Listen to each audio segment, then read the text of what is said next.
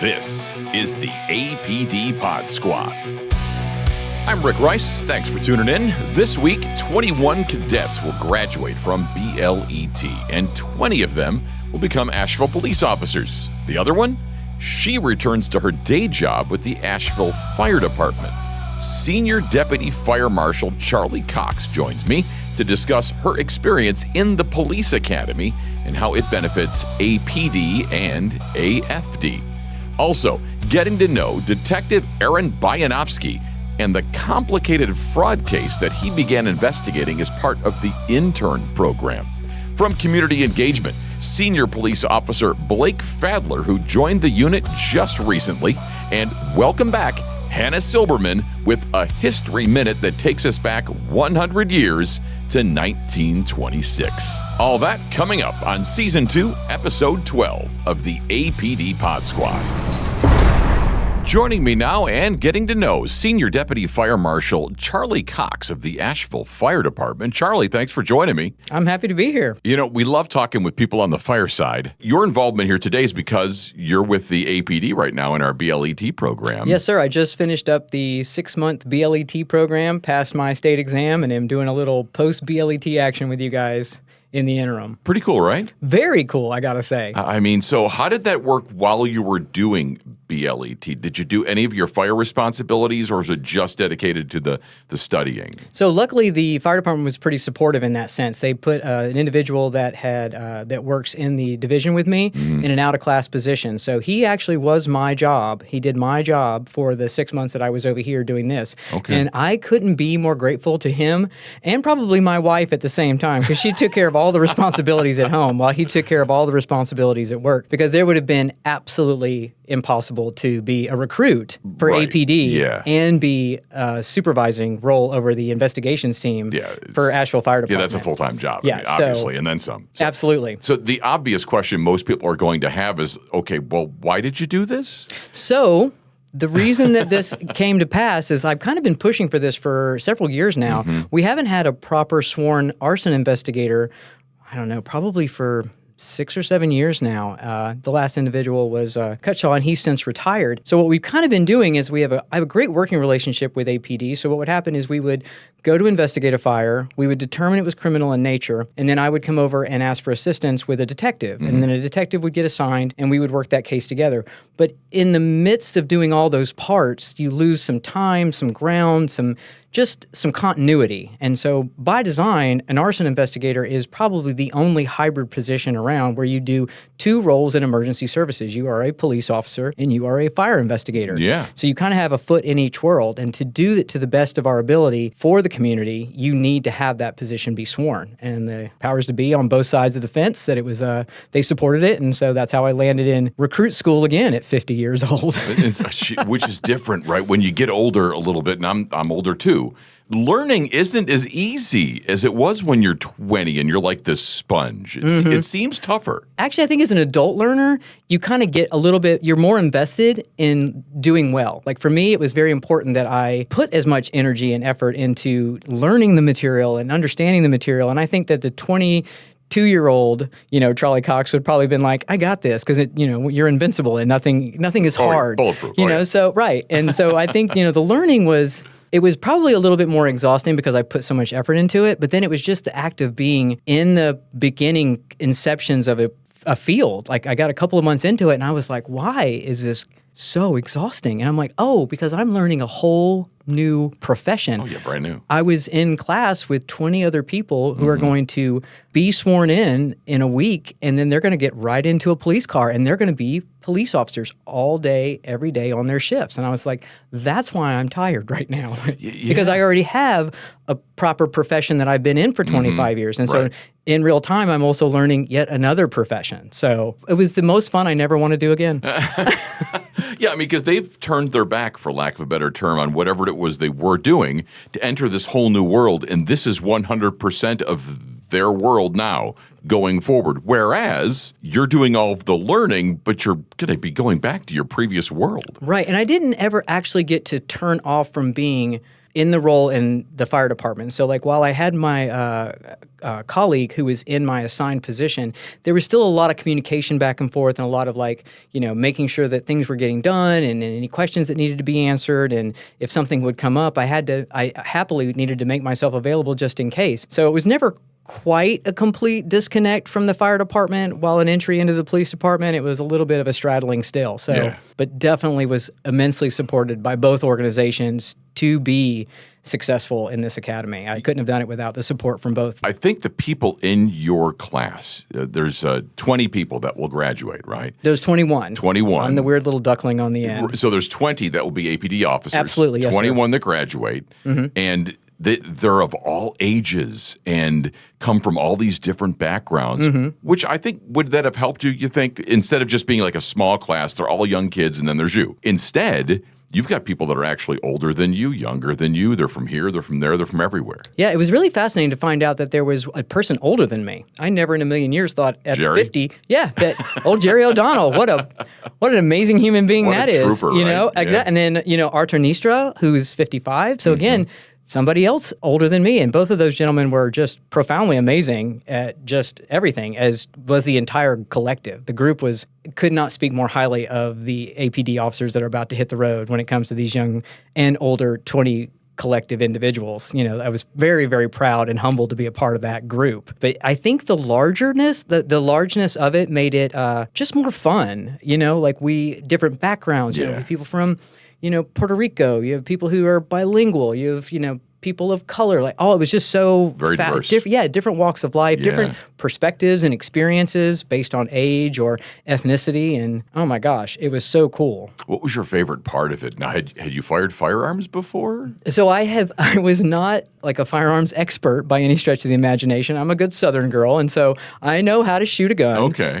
But I had not had to shoot like under pressure like that, because that is the intent by design is if you are going to have to utilize your weapon, there's going to be a lot of stress and pressure involved. And we do that in the fire service. So we create controlled stress when people go into burning buildings, and we do that in our own recruit school. So I wouldn't say that firearms was my most fun, because that was really stressful and a very steep learning curve for me. I did enjoy it, and the firearms instructors were amazing and so beneficial. Everybody from APD has been so helpful and kind and encouraging. And so because firefighters and police, we've always got this banter back and forth. But at the end of the day, it's all still one brotherhood and sisterhood, no matter what the profession is when you're in this kind of high stress and emergent profession. So, and you're wearing your AFD T-shirt today, I see. So you're pretty much done with the BLET stuff. Yes, sir. Until graduation next week, and you are going to get to walk in graduation, right? I am, yes, sir. Oh, fantastic! They're going to let me tag along right there. So I'll get to say your name because I'm the MC for that. I'm so excited event, and that's going to be exciting. So some of your fire coworkers going to be there to support you for that? Absolutely. I think that they would love to be there tomorrow when I get tased more than anything. In fact, I think they've got a running pool to see if they can pay to see who gets to tase me. So have you witnessed the other people get tased yet? I haven't, and I'm just not. It's quite the experience. I haven't had it done to me yet, but they've invited me in the room a couple of times to watch. Yeah.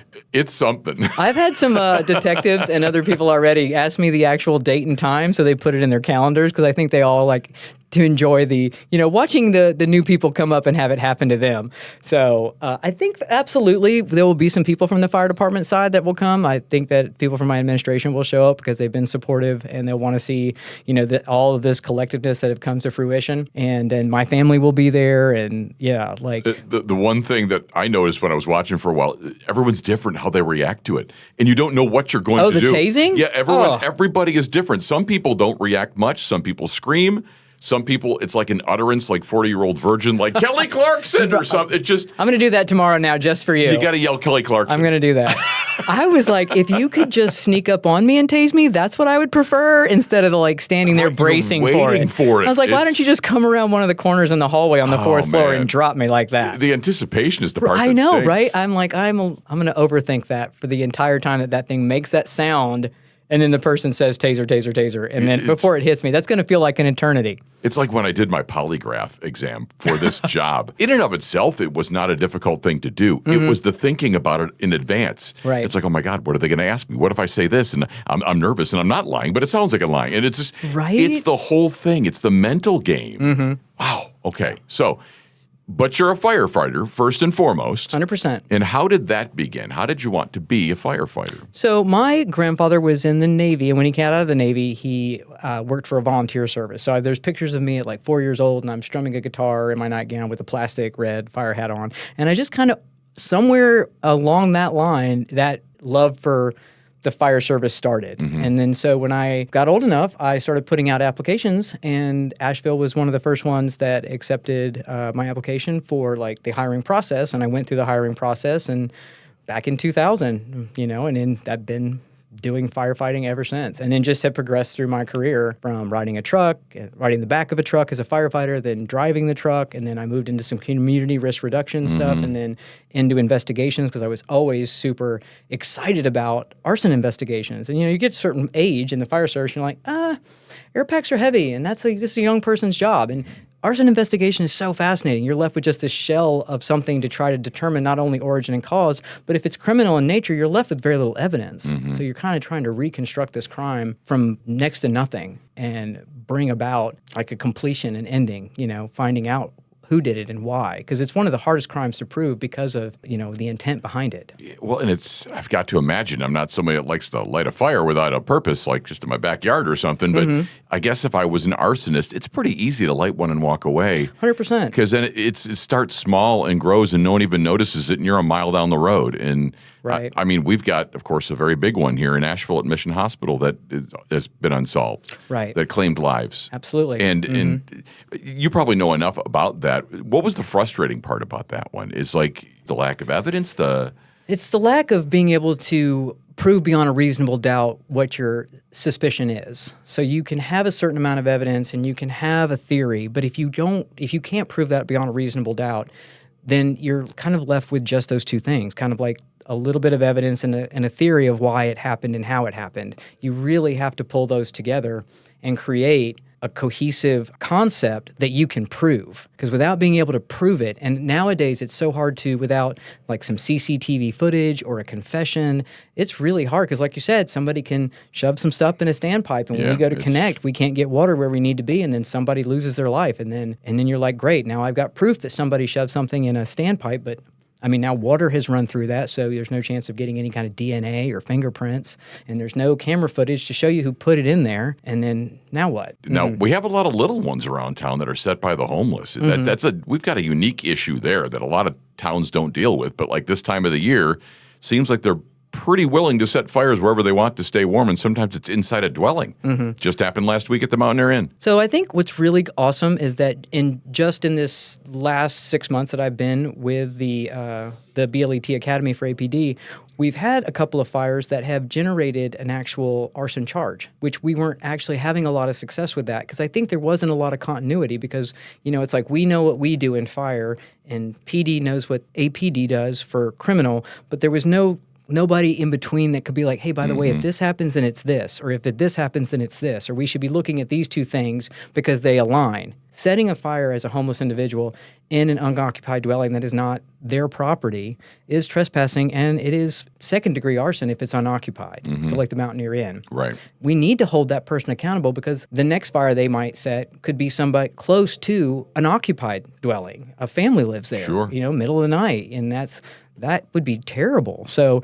it's the balance of trying to have compassion for whatever the motive was, and then also understanding that there is some personal accountability that needs to be had so that people just don't feel they can do whatever they want, wherever they want. You can't just go wherever you want and start a fire. Well, because how many fires started with maybe I just want to stay warm and next thing you know, it's beyond your control. Absolutely. And then people lose their life or their property or both, and it's just unacceptable. And that's why it's like I tell my teenagers, that's why there are rules. We abide by those rules because that's how we function and keep people safe and, living to their best lives, so to speak. Charley Cox with the Asheville Fire Department is with me now, but she went through the BLET program with the Asheville Police Department, a very unique thing.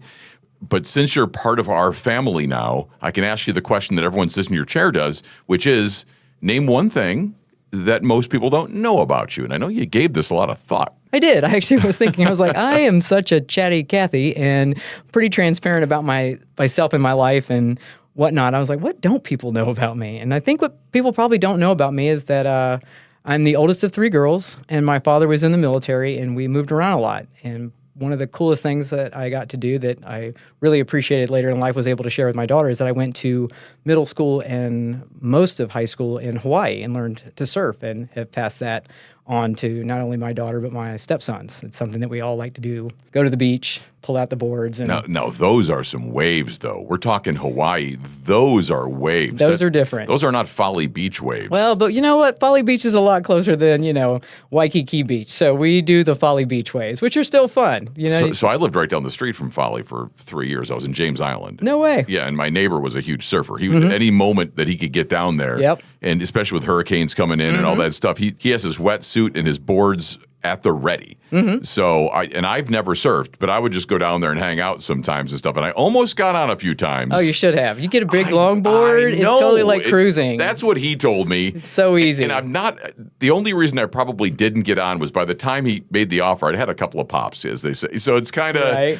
Probably not the best time to be on a not in the surfboard water. after you've had a few drinks. So I never did take him up on the offer, and then I moved, and so I've never been on a surfboard. I'm telling you, anytime you want to go, my family and I, we go all the time. We love Folly Beach, and we will throw those boards in the water. I just turned 50 last year, and one of my really good friends that she's also a big surfer, she got me a surf trip to the Kelly Slater Surf Ranch. Ooh. And so went not too long ago. Actually, it was during recruit school, and I was so tired, but she had already purchased the package, and so I was like, we're going. So we flew out to California and went to this amazing surf camp in the middle of farm country in California where they generate waves. They've got like this pool, and a train goes up and down, and it makes the waves as big as small as you want, depending on speed, and you just get to surf nonstop. It was amazing. See, I'm not a surfer, but even I know who Kelly Slater is. Right, it's exactly. It's one of those, you hear about that dude, it's like, holy cow. So now, Hawaii, is that where you were born, or just? No, I was born in Kentucky. My middle sister was born in Germany, and then my youngest sister was born in Georgia. We kind of, again, Army brats. We're all over the place. That runs the gamut. Kentucky, Germany, Hawaii, Georgia. Oh, yeah. Those are 4 distinctly different places. Yeah, we've been all over. That was really, it was hard being an Army brat in the sense that you moved so often.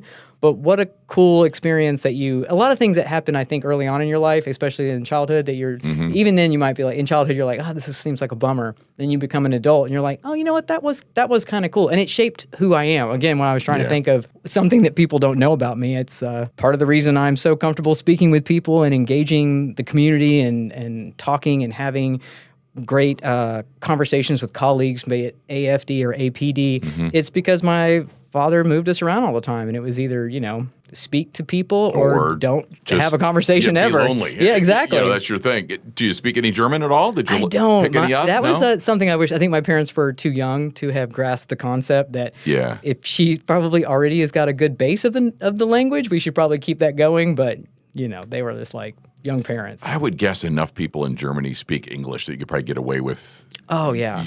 What you need to question answered, you could probably ask it in English and they would figure it out, right? I think, most people understand that Americans aren't as proficient at second languages. And from what I understand, English is a pretty easy second language to learn. Yeah. Okay, it's not often I get to talk to somebody that's a legit firefighter about this, so looking for your opinion on one of my favorite movies in my formative years, Backdraft, like 1990, 1991, whatever, Kurt Russell, Donald Sutherland. I'm sure you've seen it. So your opinion on Backdraft, accurate? So the concept is correct. If you deprive a fire of oxygen and then you introduce oxygen to that fire quickly, it will create an explosion. However, we do not run around with our turnout coats open and our helmets kicked off to the side. That was very much an inaccurate depiction of, proper PPE and safety going into a burning structure. Pretty cool movie, though. But yeah, again, I can see why people are drawn into that kind of stuff. It's like now I've gone from where I watch fire stuff on TV and being like, well, that's not true and that's not true. Now I'm watching cop stuff on TV and going, that's not true and that's not true. That's why. That's what I wondered. It's like there's a lot of fire shows right now. Actually, have you watched any of them? I don't, because I do it. So I'm like, I go home and I watch something else. And you'd find yourself probably nitpicking I do, it. Absolutely. Yeah, and now I watch the cop shows and I'm like, oh, come on. I know, right? There's not a chase every 5 minutes. No. It doesn't work that way. There's not this going on. There's not that going on. It's a lot different than that. And now, my favorite is The Pit. I think The Pit is pretty accurate. Have you seen The Pit? I've seen a little bit of The Pit. That's pretty good. Yeah. So, well, and of course, I lived near Pittsburgh for years. Oh, nice. So I I went to college in Erie, Pennsylvania, and my radio stuff was all over Pennsylvania. Okay. A lot of my friends were from Pittsburgh, and I love that area. It's a great town. Okay, so by the time this episode lands, you'll have graduated from basic law enforcement training with the Asheville Police Department. Phew, that's amazing. And so that journey, that about, 6 months? Yes, sir. About that 6 months. And so after that, that's pretty much it for all of that, right? You're pretty much done now with that, and now you're back to the fire side. I'm back on the fire side. I will have I will do so. All the folks that I have been in the academy with will go into an FTO in a patrol car. And because I'm not going to be going as a sworn officer into like that kind of policing, I will be going into more of like a detective role as the arson investigator. Yeah. I will go down to the criminal investigations division and work with some detectives on how to then carry my own caseload from beginning to end as the arson investigator, because that was the design. Okay. So it's like I can do all the fire investigation part, but once it hit criminal, everything had to come to a stop, and I had to loop somebody in from APD. So now there'll be no need to stop. It will be like I'll just keep going, and I'll go take out my own search warrant, or I'll go take care of arresting whomever is, the suspect or has, committed the crime, that kind of stuff. So it's completely made it a nice, smooth continuity, and I'm excited to get some of the other detectives up to speed on arson. Yeah. Because they're going to get me up to speed on detectiving and how to do that correctly. So I'm going to love to get people, because I think there's interest in that. Fire is fascinating. Yeah. And understanding how fire works, understanding how to investigate it is very fascinating experience. And so I've even already had people be like, that kind of cool, I wouldn't mind. I was like, I will take anybody who's interested in going to a fire scene and just understanding how I do what I do in one of those environments, one of those just shell of a structure, anytime. So you said you started around, 2000? Yes, sir. Well, that means you got to be getting kind of close to retirement, right? Hopefully. So that being the case, is there somebody behind you that's going to follow in your steps and do the BLET program at some point in the future? That's by design. That's what we're hoping for. We're hoping to try to create Keep this going, keep the absolutely momentum. some succession planning in this, because it's never good to just have one person who can do anything. That creates a point of failure by design. So that's why I'm hoping that we can potentially again send somebody through BLET and get that next person caught up to speed on the criminal aspect, as well as get some detectives that are already sworn and they're already part of APD, get them maybe some experience and some of the qualifications to do the arson component, so they can just add that in their repertoire, put that on their CV, and just make them just another part of another facet of investigations that they can do. I think Sean Parker is your man for that. Sean Parker's been my man nonstop. He's the one that's, I'm like, I've got one. He's like, let's go do it. Yeah, he's an enthusiastic one. I love that guy. I like Sean. I do too. Well, Charley, congratulations in advance on graduating from BLET. Thank you so much. I really appreciate it. And looking forward to working with you in the future now. I know, right? I feel like I get to see you so much more, and what a joy for me. Pretty cool. Thanks so much. Thank you, sir. Getting to know Detective Aaron Buyanovsky. Did I pronounce that right? You did. You nailed it. Yeah, first time. It might be the only thing that comes in handy from all of my years doing public address announcing. I see all these names. Yeah. All these, basketball players with all these names, and a lot of them come from, say, Eastern Bloc countries or things of that nature. I'm guessing that sounds like that's maybe. Are you from that side of Europe? Your family? I was born in New York. My dad was born in one of the Soviet republics, Azerbaijan. Okay. Towards the capital over there, Baku. And my mother was from St. Petersburg, Russia. Do you still have any family over there? Not really, no. I think most have passed. I visited them when I was 13. Russia's a very interesting country. I can't help but think of it as like Europe's Mexico, where the stratification between the very rich and the very poor is like very, it's like a feature of daily life. Like a beautiful subway system, but then like most people seem to be struggling at the same time in the street. There's like the latest Mercedes and like even up armored ones that I've read that in Moscow specifically, they have like this special suicide lane where all the bosses and like, the party bigwigs, they basically play this game of chicken with their armored vehicles and their bodyguards, and they fly in and out of this suicide lane at the risk of everyone else's lives. And See some of the architecture over there. Some of those buildings, some of them are just beautiful. But then you also see, if you dig deep enough, the slums and all those things. So I imagine crime, like probably organized crime, is a big deal over there. Yeah, from what I've read about it, the Russian state and the security apparatus over there is virtually synonymous with organized crime. And the players in the Russian mafia, they float in and out of the nationalized industries over there, where oil, timber, whatever, trade, those guys are very much in deep and embedded with the Russian intelligence services and security apparatus and the FSB. They often rely on one another either for protection or for whatever other services they can provide, via the black market or, under the quasi-legal protection of the state. I'll tell you, the politicians over right there and a lot of the citizens right now, they're probably not happy because they're not able to participate in the Winter Olympics in an area which Russia and it's been under different names at different times, USSR, whatever it's been over the years, has been very successful at the Summer and the Winter Olympics, especially the Winter Olympics. Yeah. And so not being able to compete, boy, that's got to chap their butt. I can imagine. On the same token, it is a place, like I said, with the extreme poverty on the one hand and the extreme wealth on the other.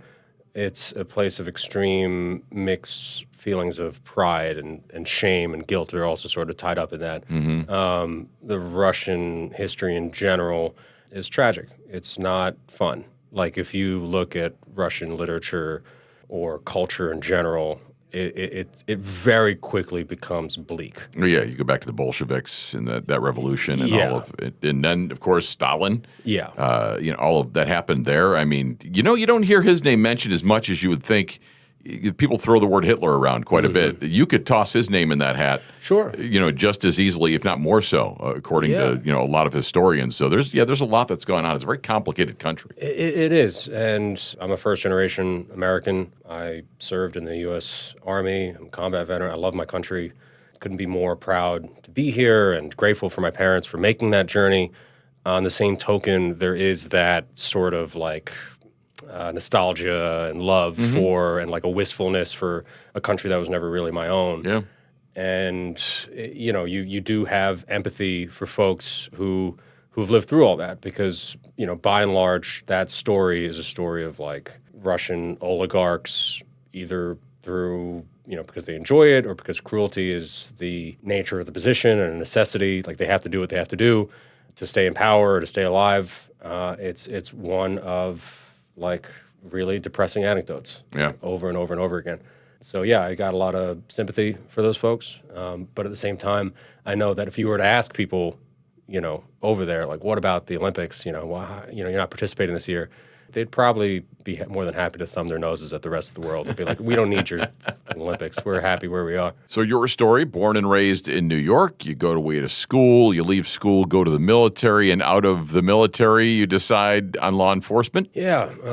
Went back to New York for a time, met my now wife, Jamie, and we were taking trips across country, road trips, and something about Asheville kind of clicked with us, and we really like the mountains and like the food scene here, and moved down and got married a few years later. I had joined the department maybe back in 2019, a couple months after we'd moved. And so you were an intern detective that has become a detective, which is why you were introduced as Detective Aaron Buyanovsky. And we kind of got a chance to talk a bunch because of a certain case that you were working on that's fascinating, really, and how you figured it out, and with, of course, the help of others, your mentor, and how this whole case of Messiah Morgan, who is still at large with additional charges pending, came to be.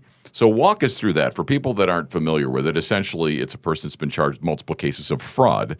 And the fraud that he executed is on the scheme of leasing out apartments that were not his, which is, to me, to even come up with that idea is a little fascinating. So walk us through a little bit through that, how you stumbled across it, and then where it went. Yeah, I think his name would pop up over and over again in other investigations. And I think he was warned at a certain point he needed to knock it off because he was found to have leased an apartment and the paperwork was maybe a mistake at best and fraudulent, more than likely. And he was warned off his behavior a year or two ago, something like that, by investigators. And he didn't take that to heart, I don't think. It's worth mentioning he's only like maybe 19 now and was probably a lot younger when this started, which is a lot of criminality for somebody at such a young age, pretty advanced too. We had brought up Russia earlier. one of the things that in my time in academia that I learned was that in the absence of active governance, the criminal element quickly swoops in as sort of the only other alternative. And they have no qualms about getting over on people, kind of taking advantage of them, seeing them get hurt. Like, it doesn't bother them because they're criminals. Yeah. And that's kind of, in my mind, what happens in places like Russia, where they have this other arm of the state, essentially, is organized crime. The crooks on top use it to operate, and I hate to see or to think of my country, of the States, as sliding anywhere near towards that sort of dynamic.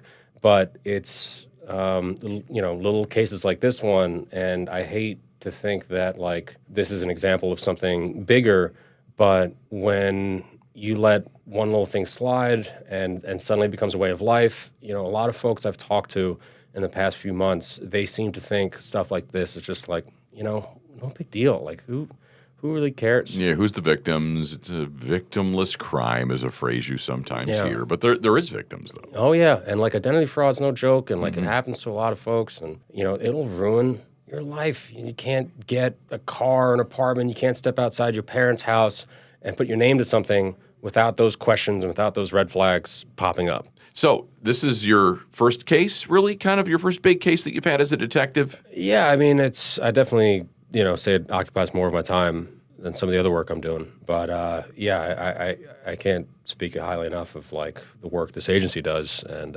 the stuff that detectives and patrol officers put together. It's really incredible to, work with these guys and gals and learn from them.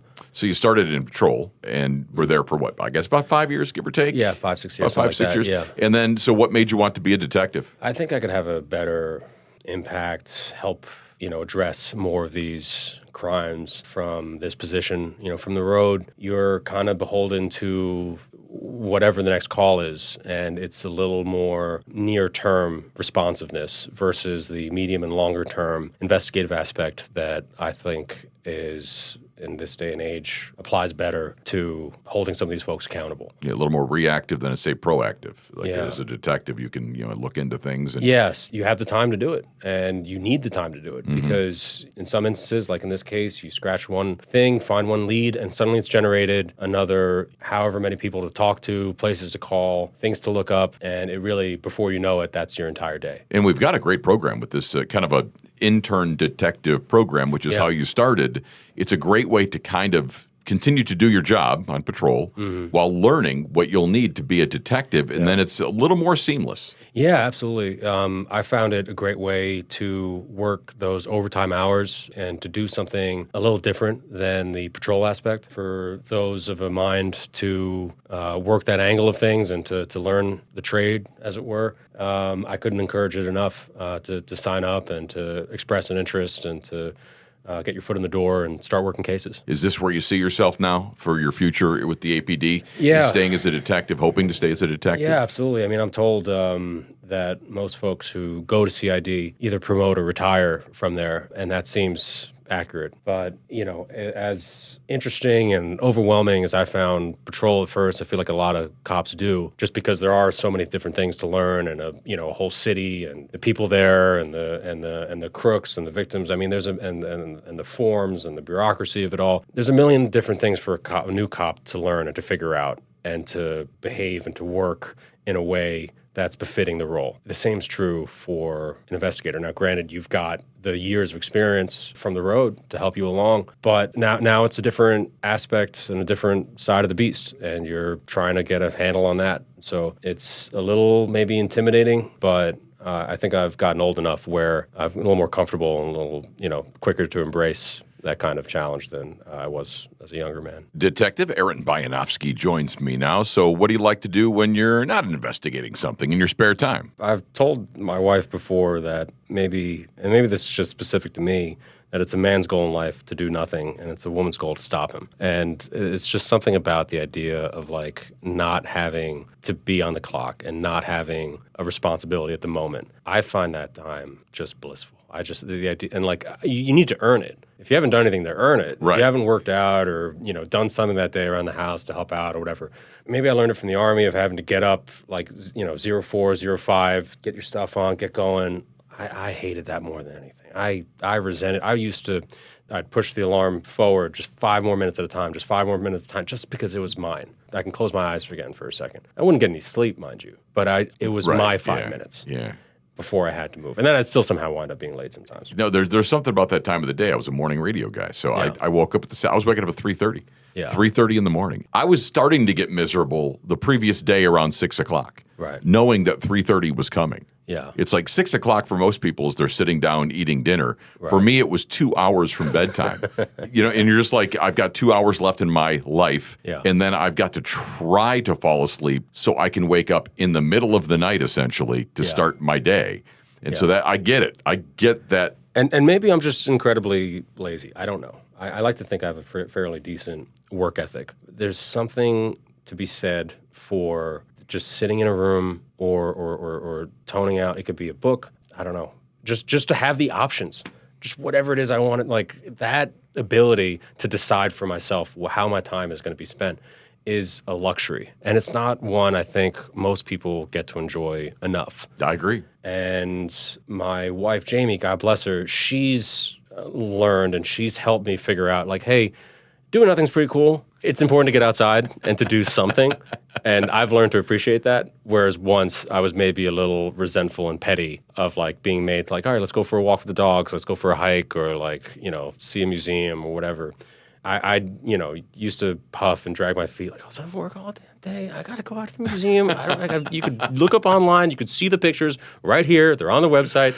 But no, there is, a very important aspect of actually making that step. I think, again, the older I get, I'm learning to embrace that side of, well, it's not just the doing nothing that counts and that feels good, buddy. It's the doing something. And then it makes the doing nothing feel even better. It's finding that balance. Yeah. No, I get you, because most of my life I have had 2 or 3 jobs. Yeah. And so to find those times when you can do nothing, those are precious. Oh, yeah. And so if you are experiencing a life where you're constantly on the go, then that hour or 2, and I've started to carve out Sunday afternoons as my time. Yeah. And that is my sit on my side porch with my cigar and my beverage, and please don't interrupt me. Heck yeah. That is my time.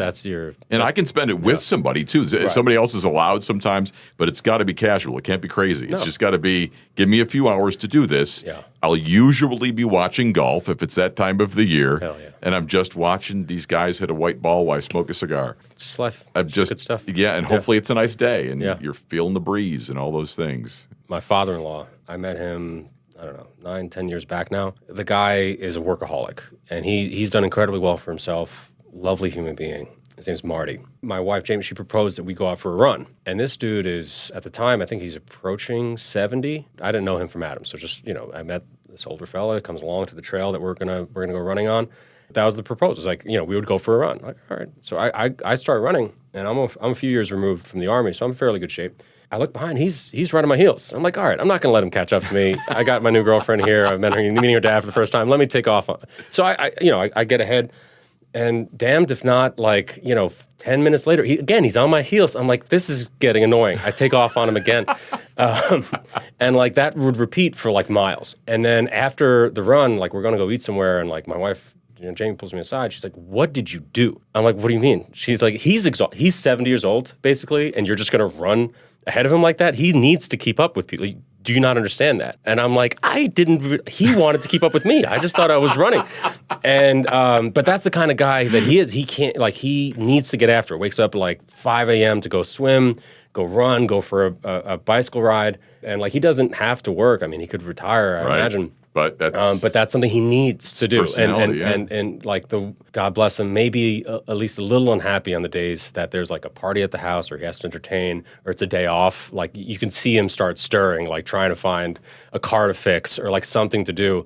I've learned from him and from my pops in that work is all well and good. It's very important, very absolutely important to get stuff done. But what's it all worth if you can't appreciate the time when you don't have to? Yeah, absolutely. Now, and if you'd known that dynamic, you wouldn't have tried to get away from it. No, I would have had a nice, pleasant jog with him, but I didn't know that. And I'm sure since that day you might have had some. Yeah, well, since then he's he's honestly probably in better shape than I can ever hope to be. He's running Ironmans at his age. Good and Lord. I get it. We went to a trip to Argentina some months back.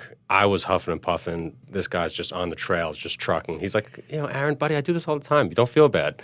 And I'm like, I'm half your age. I'm like, I'm going to feel bad. You're twice my age. I should be able to do this. But exactly. That's awesome. I've enjoyed talking with you, Detective Aaron Buyanovsky. Best of luck catching Mr. Morgan. Thank you, sir. And I'm sure we'll hear when that happens. Absolutely. All right, take care. Thank you. Getting to know Senior Police Officer Blake Fadler. Thanks for joining me. Yeah, happy to be here, man. So it is Blake, right? We've discussed this. Yes, sir. Because there was a little bit of wonder on my behalf because I've seen you on some roster sheets or on the composite boards or whatever, and it's listed as Jonathan. And I even asked your captain, who's also a Jonathan. I go, is it Jonathan or is it Blake? And he said, you better ask him. I don't know 100%. So it is Blake. Yes, sir. And is that a middle name then? It is. Okay. So I think you're one of only, 2 Blakes in the department then? Yes, sir. Yeah, it's a few. We have a crap ton of Jonathans, though. We got a plethora. We have a lot of Jonathans. There's a lot. I think you're also the only member of the department with a rockin' mullet. As somebody that grew up on the border of Canada, I saw a lot of mullets growing up. Right. Tried to grow one myself, couldn't pull it off. My brother managed to pull one. I did not, and so I'm a little bit jealous. You still got time. I mean, no, I don't. I don't. You look at my hair, dude. There's nothing left. It's just. Even as a young kid, this hair did nothing. It was just straight as an arrow. It wouldn't do a thing. It wouldn't even grow very long. Really? And you got to get the, party in the back to really pull off the mullet. Anybody can shave the sides. Yeah. I also saw a photo of you. I don't know if it's your official photo for the Asheville Police Department wearing a cowboy hat. Right. Is that going to be in the official composite board next year? Is that? Bubba, listen, you can try to push it. There is an official photo of me in a cowboy hat. I brought it during picture day, and Will took it. So I love it. Yeah, if that could be posted as like the picture whenever the podcast is sent out, that'd be great. So what's with do you just like the cowboy life? Feel like the hat? It's just a thing. I mean, I grew up pretty Southern. I was raised by 2 sets of grandparents, and both of them had farms. So I grew up around cows, horses, lots of chickens, goats. I mean, I'm not like a cowboy, but the cowboy hat, it fits. I just grew up Southern, so it's something I enjoy. Well, it's a working man's hat, really. It is a working man's hat. Ultimately. I mean, it's become like an accessory now, Right. but really it's a working hat. I've got a bunch myself, so I can appreciate it. So a friend of mine ran a haberdashery, you would say, an official one on King Street in Charleston when I lived down on the coast. Yeah. And he was a good friend of mine. Gurin Brothers was the name of the company. So he would occasionally give me the damaged hats, and I couldn't tell they were damaged at all. But it was a high-end hat place, so they couldn't sell it. So I would get some of these hats. So I've got a few cowboy hats. I've got a few very nice fedoras. I've got a few of those, what do you call, newsboy type hats. Mm-hmm. And I've got a few of the straw, I guess you'd call them Bahama hats or whatever, Panama hats. Yeah. I didn't want to wear them. They looked too fancy. He goes, dude, that's a working hat. He goes, where are they cut in the grass? And I'm like, that's a $200 hat. Handmade. I'm like, I can't. He goes, here, watch. He dips it into water, slaps it on my head, and I'm like, okay. So, I guess for you, it's both probably, right? A little bit of fashion, a little bit of workingness. Yep, I'd say so. Which lends itself. You said Southern boy. So where were you born? I was born in Canton, North Carolina. Local kid then. Mm-hmm. Real local. Haywood County. Yes, sir. I love it out there. Honestly, I go golfing there. A few of my favorite breweries are there. I got friends that live out there. So what brought you to the Asheville Police Department instead of, say, one of the outfits out there? That's a good question. So, as you know, Asheville Police Department is a lot bigger than Canton Police Department or Haywood County Sheriff's Office. Mm-hmm. Growing up in a small town like Canton, pretty much all the jobs I've had have been in Asheville. I started off at the Biltmore Estate, worked security for several years. Then after that, I went over to the Buncombe County Sheriff's Office and worked in the jail for several years, and then came over to APD. So, I had my career envisioned out years ago, and that's just kind of how it played out. And I've been here since. My wife and I used to have season passes to Biltmore. We used to really enjoy going when I first moved here. So for the first 5 or 6 or 7 years that I lived here, we had season passes. And then I just got too busy that we just weren't going often enough. And so, and the passes started getting more and more expensive too. Those, I mean, it used to be to get a season pass was just a few more dollars than just going for one day. Right. There were the tickets for one day were like $70, $75, and a season pass was like $90. And so you're like, well, geez, why not? Right? But now, like a day ticket is like $100 something, and like a season pass is like $200. Yeah. I get it. They've put a lot of money into the estate too. So I mean, there's a lot more to do there now. Yeah. Antler Hill Village wasn't even there when I was, when we were starting to go, and so there's a lot of things that horseback riding and all the different things. So they have certainly put a lot of money into the estate, and I guess it justifies the cost. But it is not a cheap ticket to get into that place. No, it's you're definitely gonna have some type of investment to go to it. So it's a day thing. My wife says that back when she was in high school, she had passes then. She would just go there and take her books and just sit on the back patio there. Yeah. The one that's looking. And it wasn't crowded at all. She would just sometimes do her homework back there. When it wasn't that crowded, you're talking about the 90s. That's incredible. Isn't that nuts? And now it's just slammed. They're making Hallmark movies there and the whole thing. Yep. How many years were you there? I worked there for right at 3 years. Enjoyed it? Oh, yeah. Yeah. It was a really good, first adult job. So a lot of freedom to, walk around the house. And they have, if you work security, you have access to the keys that go into every room in the house. Granted, you can't touch anything. It's heavily monitored, but you can go look at, Ming Dynasty silverware and, all kinds of stuff that the public doesn't get to see. So there's a lot of rooms that are not accessible at any given time because they're constantly working on those rooms. It's an old building. It's an old house really. But, yes, there's usually a multitude of rooms that are off limits. And I think part of that, too, is to keep that mystery up. It's like they never want to have the whole house open so you can see everything. It's so you can see about 80% of it, and then you got to come back. That's true. It's not a bad formula. That's not. Quite frankly. So you recently joined Community Engagement. Yes, sir. Which seems like a really good fit for you because I keep seeing things about you working with the public. Is that what you enjoy the most about your job? Is just the interactions with the public? Yeah, man. I've been blessed, able-bodied and able-minded, and I kind of have this drive to help the younger and older community out. Man, there's something about doing events for kids because I had really good interactions as a kid with law enforcement, and I think that's what drove me to be a cop. So hopefully I can be that for someone out there, and especially the elderly. Like I mentioned earlier, I was raised by grandparents. There's a lot of people who are elderly in this area that live at nursing homes and stuff like that that don't have family here, that don't get regular visitors. So a couple times a year, I like to do big events at nursing homes or rehab facilities and stuff like that. So that's just a drive. That's something I'm very passionate about. Senior Police Officer Blake Fadler joins me right now. I saw a story, I guess it was maybe a year, was it last summer or the summer before, where you just took the initiative. You saw these kids and the wheels started instantly turning. And what can I do to help these kids this summer? I think they were participating in HAND. Yeah, I forgot the acronym, but it's HAND. It was through Maple Crest Apartments.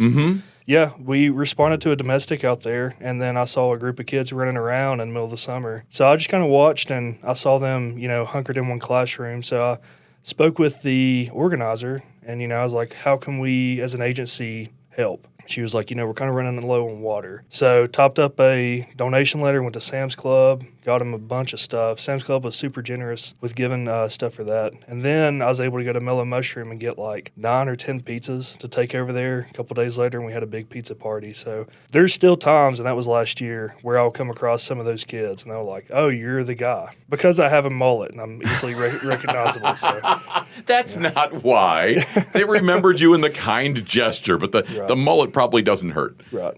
But those are the kind of things that do go a long way and create memories. And really, for a lot of these kids, their interactions with police might not be under the best circumstances because of what happens around them and the surroundings. They could see something, or not that they're directly involved, but just it's a rough world out there. It is. And something like that goes a long way towards them having a totally different opinion about police officers. Right. That could change their life, quite frankly. It could. Yeah, I was dealt a good hand growing up. You know, I wasn't raised in like the worst circumstances, but there are some kids out there that, you know, don't really have it the best. So, And you were Officer of the Month for something, and was it October? I think it was for November. November? Okay. I helped out at the Arthur Editing Center. Rhonda Mapp, who's a local, she was in the WNBA. She's a local celebrity. Yeah, heck of a basketball player. Oh, yeah. I worked with her and we organized what's called Racing to Feed. And so we fed, I think it was over 1,000 people, made to-go plates. We had the Arthur Editing Center, you know, blocked out where people could come and get food there. So it was a big event, man. It took months and months of planning, but I think that's what I got it for. I think you did.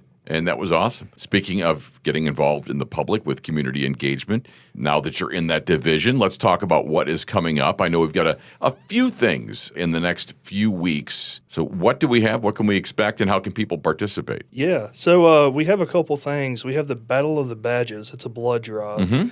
That's going to be taking place on Wednesday, the 25th. It's 8 a.m. to 5:30, and that's going to be at the First Baptist Church located at 5 Oak Street. So it's basically police versus fire, and Yes, people sir. can come and donate blood and say, I'm donating on behalf of this department or that department. Yes. And it's kind of a little fun internal competition that we have with them for a good cause. It is. Like you said, you have that drive, you know, who's going to get the most votes and stuff like that. And I think we've taken the trophy a pretty good bit of times. I think we're primarily the winners when it comes to that. And everyone donates this year. I believe they get a $20 gift card and a T-shirt for the Battle of the Badges, too. So a little bit of incentive as well. Yes, sir. Okay. Yeah, there is an incentive. What else we got? Special Olympics polar plunge. Oof. That's going to be February 28th, and that's going to be at the Grant Southside Pool. It's at 10 a.m., so I'm hoping it's not that cold that day. So a couple years ago, maybe longer than a couple, but I was in a polar plunge with my former job, the radio station. We had it at the, what's that one on Hendersonville Road? Is it the Racket Club on Hendersonville Road down there just south of the Blue Ridge Parkway? Yes, sir. Okay, so that's where it was.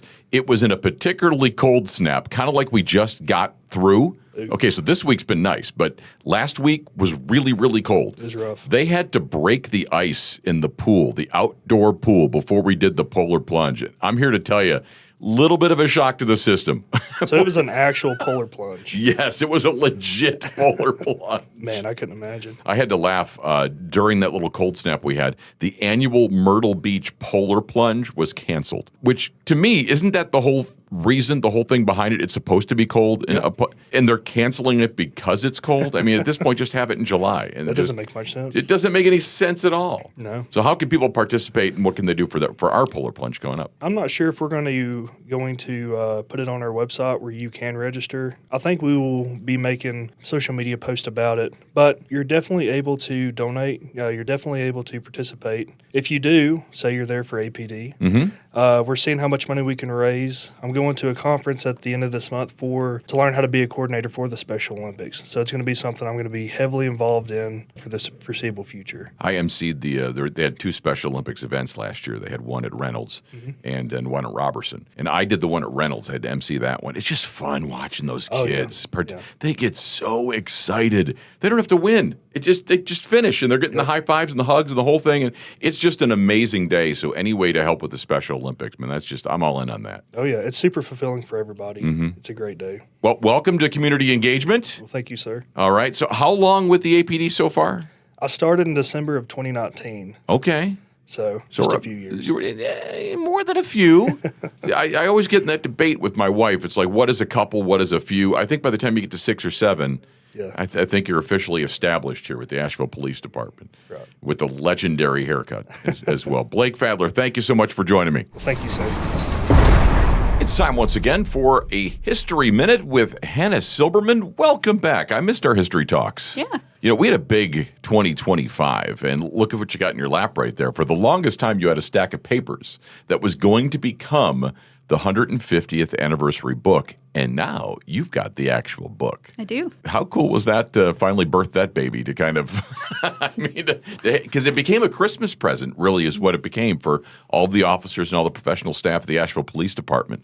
And I've thumbed through it a little bit. I haven't had a chance to go in depth to it because there's a lot there. I mean, you're talking about 150 years. Yep. Pretty cool to see it finally come to fruition. I know that this is just audio and people can't see this, but imagine a yearbook of sorts. It kind of has that vibe to it, got a thicker than like a high school yearbook or something. There's certainly more of so somewhere between a textbook and a yearbook is probably the way to go. But it doesn't read like a textbook because it's much more interesting. It's not like, formulas and math and grammar and stuff. It's the history of the APD. So what is your favorite part about the book? It can be anything. It could be a story. It could be a look. It could be – what's your favorite part about the book now that it's done? All the pictures turned out very nicely. And I know that most people just pick it up and look at the pictures, and that's okay.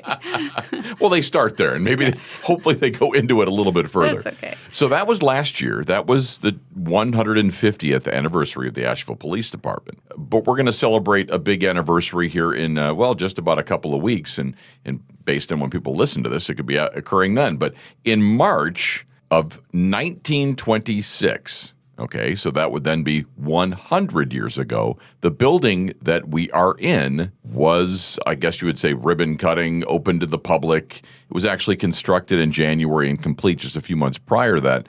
But it opened to the public, this building, the municipal building, which houses the Asheville Police Department and the Asheville Fire Department, their downtown location, in March of 1926. So that celebrates 100 years as well. That's right. It's a funky building. It is. So tell us a little bit about that and the things that have happened over the years, too. It originally was, a two-story building? Yeah. So a little bit of background is that initially the police department existed in the City Hall building, which was on Pack Square, which was something they built in the late 1800s. And it was also home to a city market. But over time, it got kind of gross. And everybody in the city decided that there wasn't enough room for the City Hall, the market, which apparently was infested with rats, and the police department. So that's why they decided to build our City Hall and then also the municipal building. The municipal building was first. And then they used it as a transition. Like they moved the city offices over, and then as City Hall is being built, they moved over there. So City Hall is younger than this building? Yes. Do you know what year that was offhand? Less than 100. We know that much. City Hall was finished in 1928. So just a couple of years after this. So they probably just, the same people that were working on this building probably just rolled right down the street and started working on that one. I knew it was also historic, so we'll have an anniversary there coming up as well just in a couple of years. People know it as City County, so then I imagine the county building probably came even later than that. It's obviously more modern. They actually built them at the same time. Oh, did they? And the county courthouse was supposed to have the same design on the top as City Hall, but they backed out and made it the square. I didn't know that. Yeah. Okay. There's a little monument in the park with the original design. I'll have to read that. And now, then, of course, they built the addition on it and everything that goes along with that. But we're talking about the municipal building. So you were telling me it was originally constructed as 2 stories and a basement. Well, we still kind of have a basement, but they call it the first floor. And it's a 4-story building. So things happened over the years. So what were the changes that were made to it eventually? The building initially, when it was built, was supposed to be primarily a city market. The police and the fire department occupied the front spaces of the building that faced the square. Actually, that nice little balcony in the front was built there because that was the dormitory for the firemen. Okay. And then the city jail was also in the front corner on the other side. Gotcha. Most of the building was empty. It was just a bunch of stalls, and I'll tell you a little about it. The funny thing, too, is that they initially budgeted $250,000, which was a lot in the 1920s, but every bid they got came over for, $300,000. So that's $5.5 million in 2025, if you count for inflation. Which is still not a lot of money, really, for a big building like this. And it's just kind of funny realizing what money is then and now. You can't even get a home in with 4 walls for $250,000. So, and the construction took a super long time. So it was done a full year later than they hoped because it was supposed to open in 1925. Of course, yeah. They were very, very proud of the sparkling clean market facilities. And it had 128 feet by 138 foot room with tile floors and glassed counters with 9 meat, 5 vegetable and fruit, and 5 fish stands. They had a delicatessen, a soda fountain, and a really fancy thing, which was a women's bathroom. And they said this was, quote, a luxury not often encountered. So if you imagine it the way it used to be laid out is when you walked in the front door from the square, you walked in a central corridor that took you to the big market, and on the right was the fire department, and on the left was the police department. Okay. And then the 1930s, because of the Great Depression, they closed the market. And so the police and fire departments very slowly took over more and more of the space in the back. They rented it out for a long time. It was storage. The city schools used it. They rented out office space to make money. By the 1980s, it was really patched together what we had inside of the building. We renovated it once very well in the 1960s and then didn't really touch it after that. Wasn't there a big renovation in like the 90s or something here? Well, that's when by the 1980s, 1990s, the conditions in here were very poor. So we did a massive renovation. And when they did it, they essentially gutted this place. It was just down to the walls on the outside. That's why this building is so confusing in a way, is because there was a mezzanine, and then they sandwiched a floor where there wasn't a floor before. So now it went from 3 stories to 4 stories, but only one floor only exists in the back of the building and not the front. It gets confusing. Yeah, for people that have been in this building, they understand. Yeah. For people that have not, we'll try and explain. So first of all, the building slopes from front to back. Pretty severe little hill. So when you come in like the back door, as we call it, which is where we have our evidence area, and then fire, of course, has their side as well, you kind of go up a ramp of sorts. Now, there's stairs in the front, stairs in the back. There's also 2 sets of elevators, but there's also these ramps. So there is parts of this building where 2 floors are almost the same floor. And I'm telling you, the first month that I was here, I swear I was just like a weird Willy Wonka type thing where you walk into a room and it becomes a different room and you don't know where you are and you don't know how to get out. And they'd tell me to go find somebody, and sometimes it would take me half an afternoon to figure that out. It is a very confusing building, especially for newcomers. For sure, yeah. And it's, again, trying to make as much space as they could out of the footprint that they had. And then the basement, which was created for the initial fancy refrigeration system that they created for the fish market. We're talking bathrooms and refrigeration, man. We're getting up there. I know my particular area of the 3rd floor was part of, I believe, probably the 90s renovation or whatever it is. Yeah. I know this because they are currently experimenting with my HVAC system in my particular room. And if you walk into my office, there is a large vent hose that is sticking out of my ceiling. They've removed a tile, and it literally is dropped down into my office, and people look at it when they walk in. They're like, "What is that?" And I said, "That is an experiment," because they're trying to figure it out. Because I guess when they did the HVAC, I don't know what they did at the time. They pinched some things off. They added some different things. So none of these rooms really work well as far as heating and cooling. But you get that with a 100-year-old building, I guess, right? They spent $11.5 million in 1997 to 1998 to totally revamp the insides of this building, but it's been 30 years. So yeah, they opened the fully renovated building in 2000. There is a lot to appreciate about an older building in general, and this building in particular, though. If you look at the front facade, with just a little bit of work and modernization, it could be a beautiful building. I've always liked brick myself. Oh. I've always liked... These are pictures of what it was like before. Okay, so this is an improvement. Yeah. All of the windows were bricked over. It still had the old jail on the 4th floor, which was just old storage, wood paneling, and they busted out holes in the walls to try to fit AC units. I mean, it was still heated by coal, I think. Right. It was... There's definitely some nice architectural features in this building, and now they've been revealed, like in the chief's office, for example. The chief has a corner office on the 3rd floor, and there's a very nice arched window that allows him to look east and to see the mountains and Bowcatcher and all that. And it's a beautiful piece, but it looks like at one point it was bricked over. It wasn't even a window, and this must have been a really depressing building to be inside without like any natural light. Yeah. So that was 1926. Also in 1926, the interesting story of one Fred Jones. You were telling me about Fred. I read a few things on him here. This is a guy that was with the police and then left the police and then back to the police, and a lot of circumstances surrounding him and his role.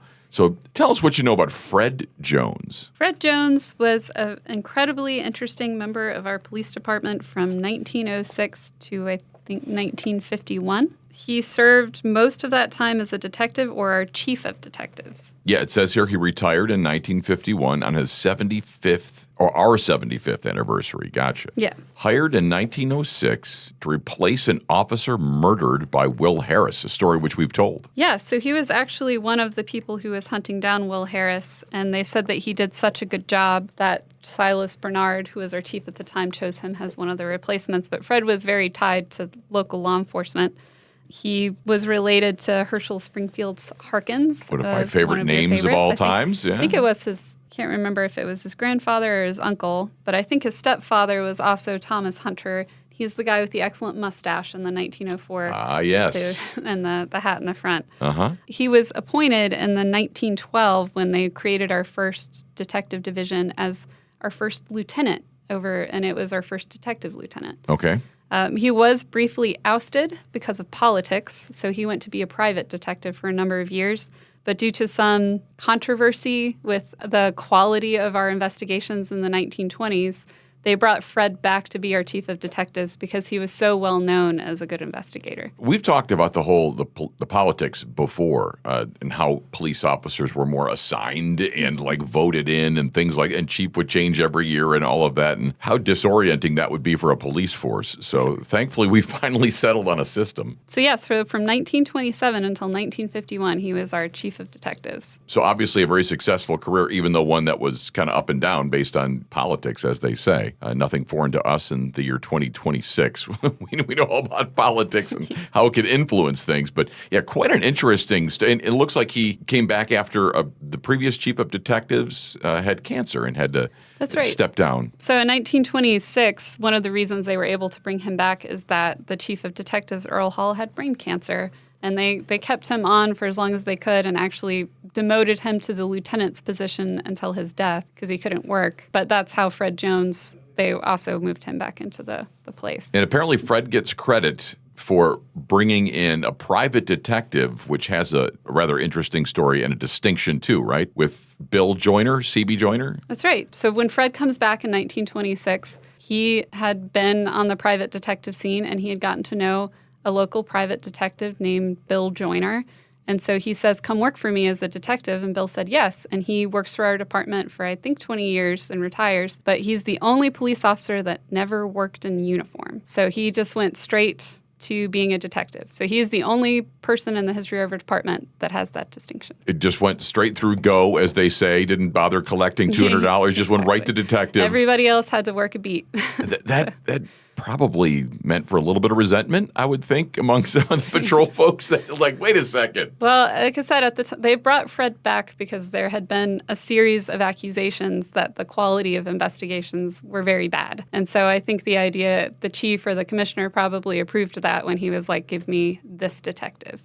So it was a very unusual set of circumstances. Did it, to your knowledge, solve the problem? Did they become more effective? Yes, I think they did. Well, see, here's the problem solvers. Mm-hmm. All right, so there's the story of Bill Joyner, the story of Fred Jones, and the story of the municipal building, which are we doing anything here to recognize the 100th anniversary? I don't know. Should we go outside and just get a ribbon and a pair of scissors, and people are going to say, what are Rick and Hannah doing standing out front? Some flowers outside, a banner.